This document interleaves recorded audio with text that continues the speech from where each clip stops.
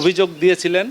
প্রথম অভিযোগটা উনি তথ্য গোপন করা অভিযোগ, উনার হলফনামায় উনি অসত্য এবং অনেকগুলি ফ্যাক্ট কনসিল করেছেন যেগুলি দেওয়া উচিত ছিল, এই কারণে উনার মনোনয়নপত্র বাতিল হয়েছে। আর দ্বিতীয় আরেকটা অভিযোগ ছিল উনি ঋণ খেলাপি ছিলেন 28/12/2025 পর্যন্ত, সেটা আমরা নিয়ে এসেছিলাম, কিন্তু মাননীয় রিটার্নিং অফিসার আমাদেরকে শুনে ওই প্রশ্নে উনি মনোনয়নপত্র বাতিল করেননি।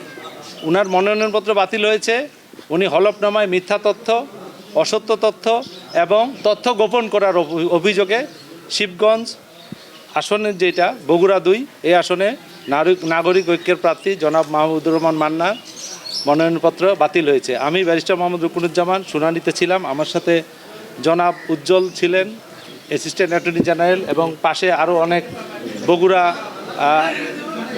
এখানে আইনজীবী সমিতির বিজ্ঞ আইনজ্ঞরা ছিলেন আমার সাথে।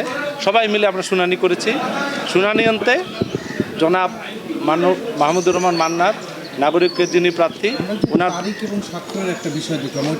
আরেকটা জিনিস উনি এফিডেভিট এখানে দেখানো হয়েছে, এফিডেভিট করেছেন উনি হলফনামায় 29 তারিখ, অথচ এই অ্যাপ্লিকেশনটা নোটারাইজড করা হয়েছে 18/12/2025 তারিখে, কিন্তু এফিডেভিট হয়েছে 28/12, এফিডেভিট হয়েছে 29/12/2025 তারিখে, কিন্তু নোটারাইজড হয়েছে 28/12/2025 তারিখে। এখানে একটা তথ্যের গরমিল ছিল, এটাও রিটার্নিং অফিসার আমলে নিয়েছেন।